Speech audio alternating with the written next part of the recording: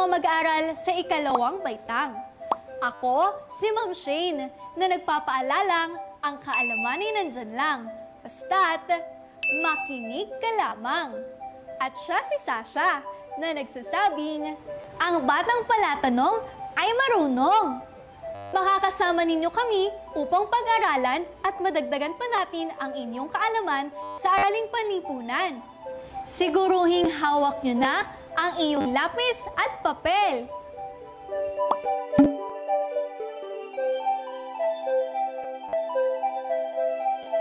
Ginawa mo ba ang iyong takdang aralin? Ikaw, Sasha, ginawa mo ba ang iyong takdang aralin? Aba, syempre po! Tayo magbabalik-aral sa pamamagitan ng pagsagot sa isang gawain.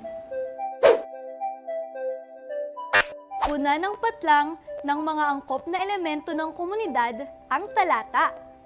Isulat ang letra ng iyong sagot. Narito ang mga pagpipilian. A. Lokasyon. B. Interaksyon. C. Sambahayan. D. Pamayanan. At E. Pagkakaisa. Ating sagutan ang unang pangungusap. Ang komunidad ay binubuo ng mga na nakatira sa isang tiyak na o lugar. Narito ang mga pagpipilian.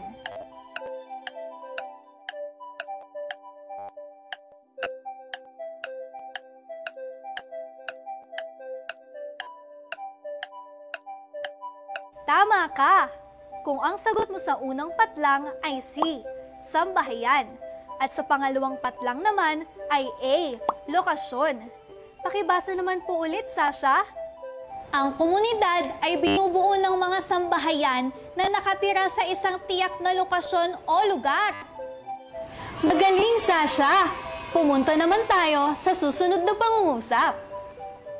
Ang mga mamamayan ay nagpapakita ng pagkakaunawaan sa pamamagitan ng at komunikasyon gamit ang partikular na wika. Narito ang mga pagpipilian.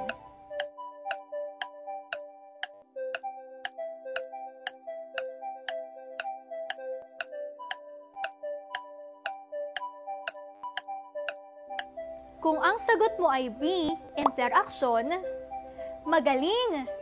Basahin niyo muli ang pangungusap. Sabayan niyo si Sasha, ha? Ang mga mamamayan ay nagpapakita ng pagkakaunawaan sa pamamagitan ng interaksyon at komunikasyon gamit ang partikular na wika. Mahusay kayo! At dumako naman tayo sa huling pangungusap na nasa talata. Ang mga tao ay namumuhay na may at pakiramdam na may kinabibilangang bukod sa pagiging magkadugo. Narito ang mga pagpipilian.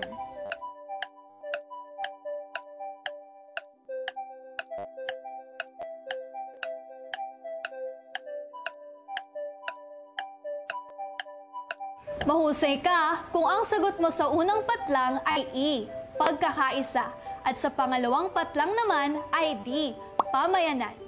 Atin muling basahin ang huling pangungusap sa talata.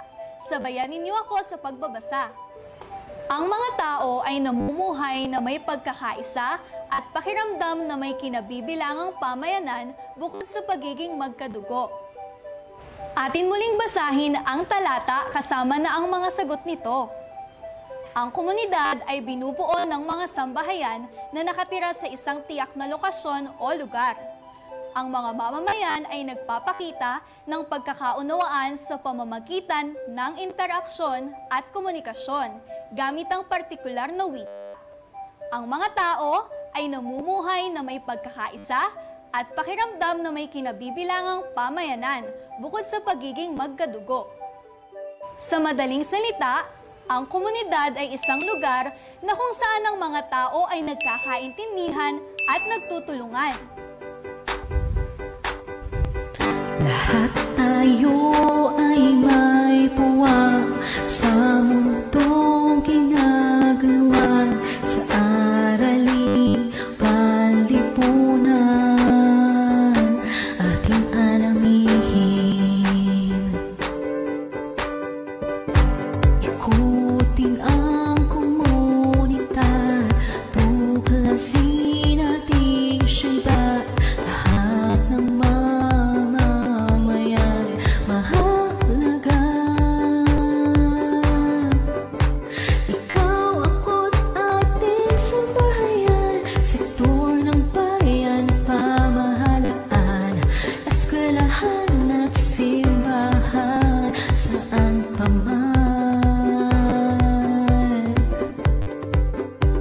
Sa yamang lupa, yamang tubig, sa panahong mabuti, sasakuna, tungkulin at gawain, sama-sama ating harapin. Sa yamang lupa, yamang tubig, sa panahong mabuti, sasakuna, tungkulin at gawain, sama-sama ating harapin.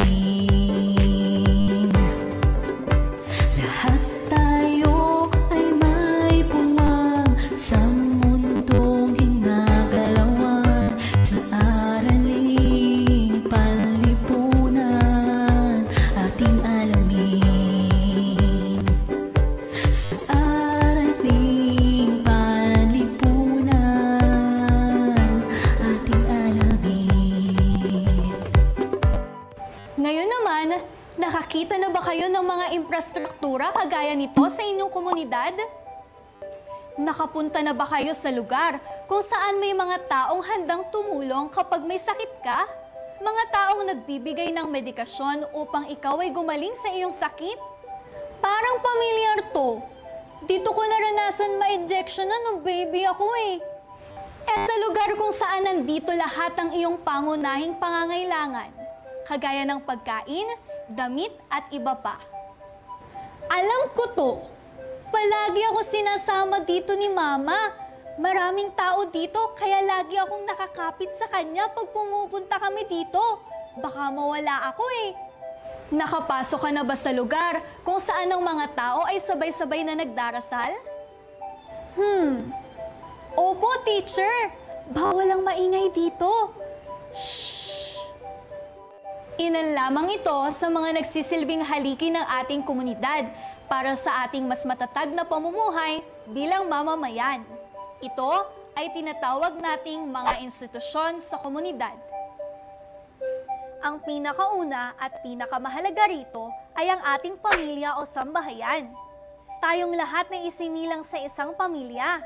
Binubuo ito ng mga magulang at mga anak. Sa pamilyang Pilipino, kabilang din ang iba pang kamag-anak tulad ng lolo at lola, tito at tita, pati na rin ng mga pinsan. Ang pamilya ang ating unang guro. Dahil sa kanila tayo natuto kung paano maging mabuti at maging magalang sa ating kapwa.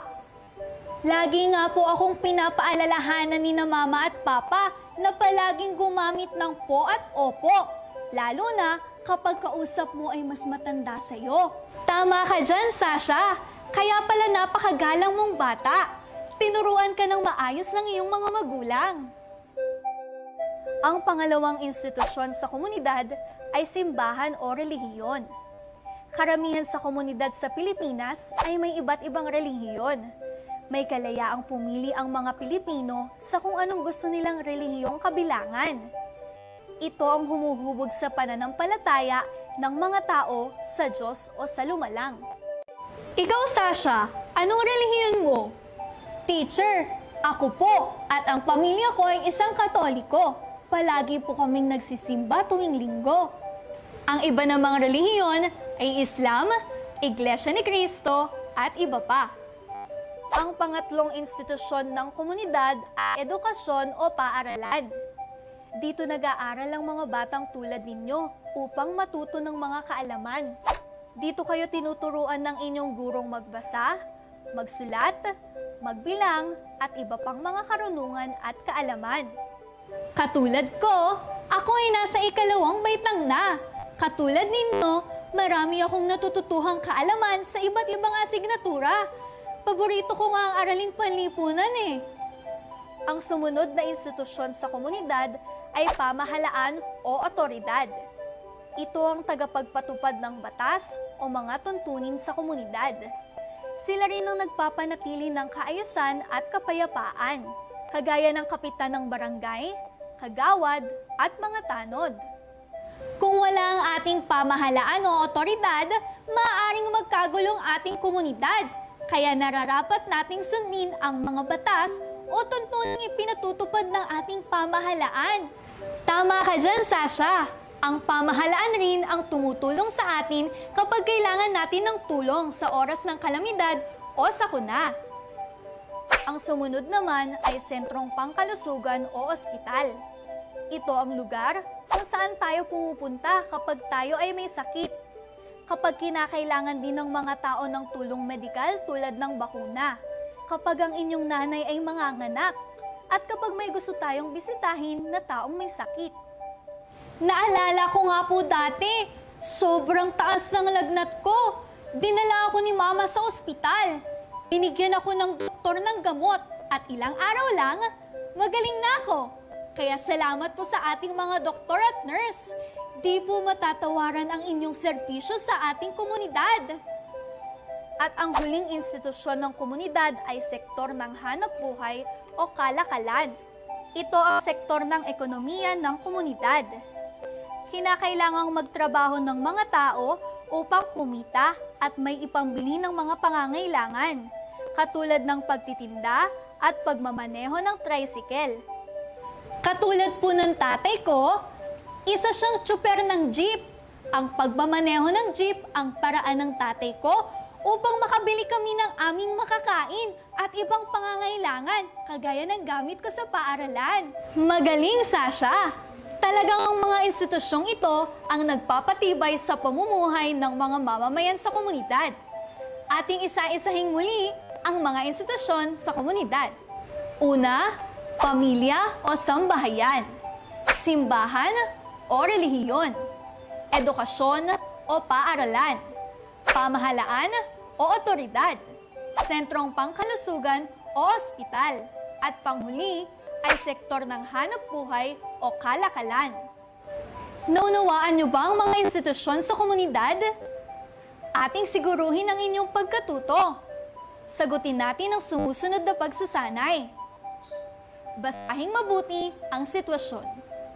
Piliin ang angkop na institusyon na humuhubog sa iyong pagkatao. Napag-aaralan ko ang mga bagong kaalaman.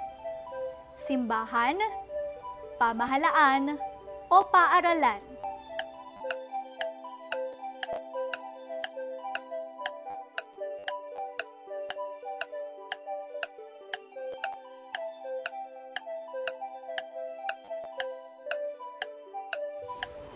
Tama ka kung ang sagot mo ay paaralan. Dito tayo natututo ng mga bagong kaalaman. Ikalawang bilang. Tinuturuan akong magpasalamat sa mga biyaya ng Diyos sa aking buhay. Paaralan, simbahan, o kalakalan.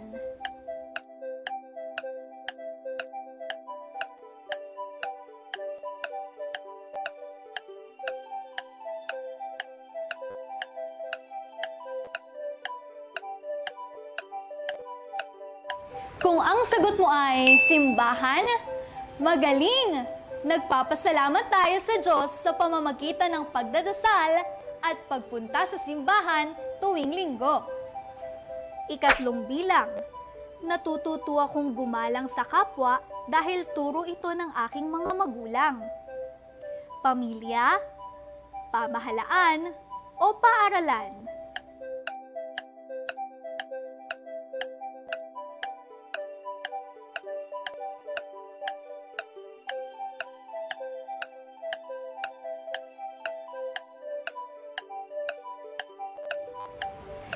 Tama ka kung ang sagot mo sa ikatlong bilang ay pamilya.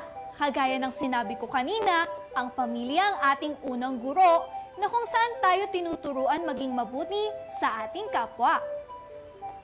Ikaapat na bilang. Kumikita ang nanay ko sa pagtitinda sa aming sari-sari store. Dahil dito, natutustusan ng mga pangangailangan namin. Kalakalan, paaralan, o pamilya.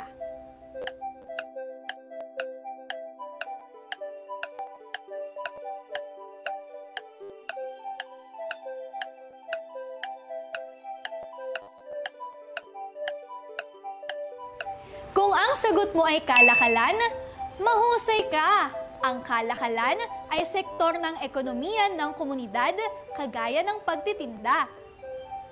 Panghuling bilang. Marunong akong gumalang sa mga batas ng aming barangay dahil ipinapaalala ito palagi ni Kapitan. Paaralan, pamilya, o pamahalaan?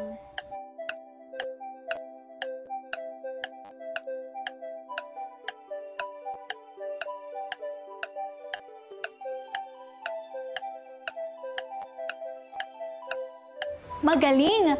Kung ang sagot mo ay pamahalaan. Ang pamahalaan ang nagpapatupad ng ating batas para sa kaayusan at kapayapaan ng ating komunidad. Kaya nararapat lamang nating igalang at sundin ito. Magaling!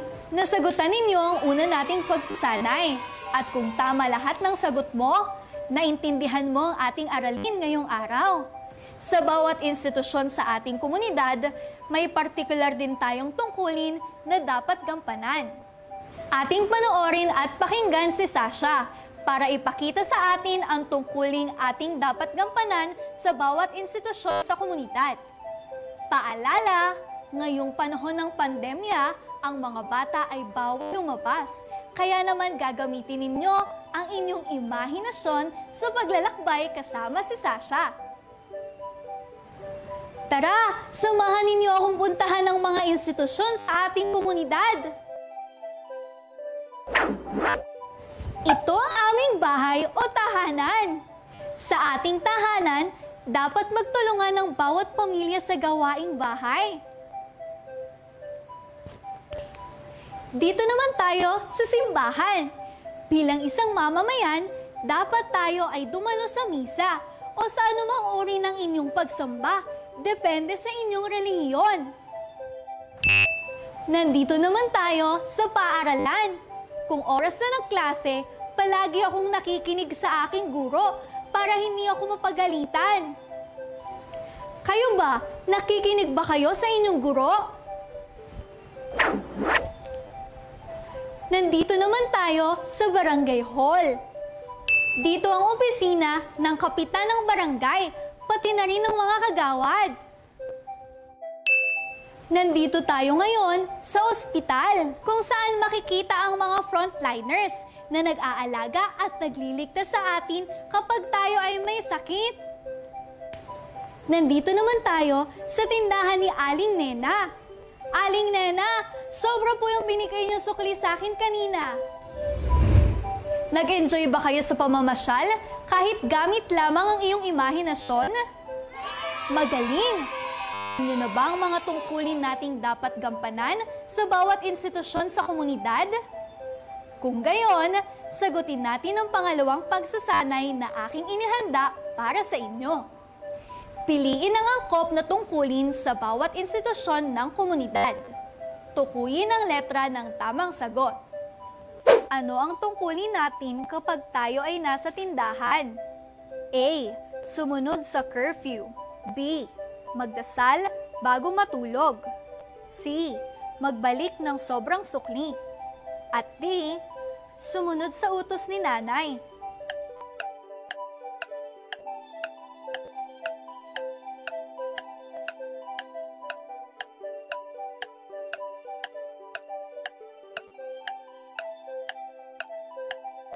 Ang tamang sagot ay C.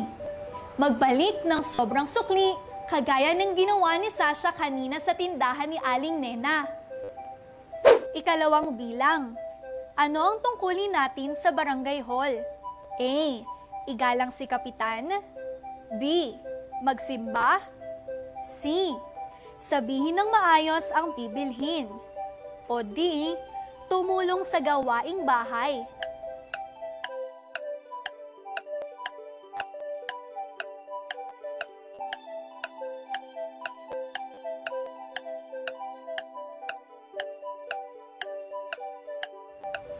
Tama ka! Kung ang sagot mo ay A. Igalang si kapitan. Dahil isa siya sa mga namumuno upang mapanatili ang kaayusan at kapayapaan sa ating komunidad. Ikatlong bilang. Ano ang ating tungkulin sa simbahan? A. Sumunod sa mga batas ng barangay. B. Dumalo sa misa o mga pagsamba. C. Huwag makipag-unahan sa mga bumibili. O D. Maghugas ng pinggan.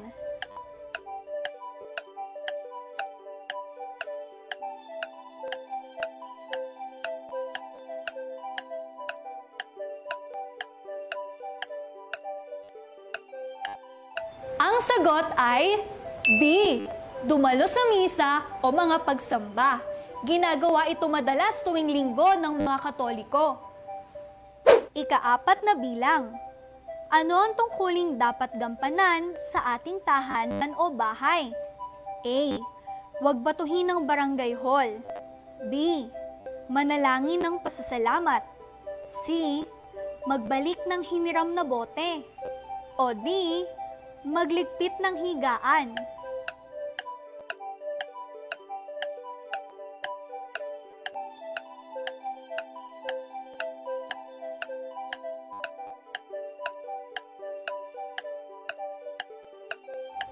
Ang tamang sagot ay D. Magligpit ng higaan. Ang mga simpleng gawaing katulad nito ay kaya na nating gawin. Tulong na rin natin ito sa ating pamilya upang gumaan at mabawasan ang kanilang gawain. Ika-5 o ikahuling bilang. Ano nga ba ang dapat nating gawin kapag tayo ay nasa paaralan? A. Makinig sa guro. B. Tumahimik kapag may nagdadasal. C. Magbayad ng tamang presyo ng binili. O D. Magligpit ng mga laruan.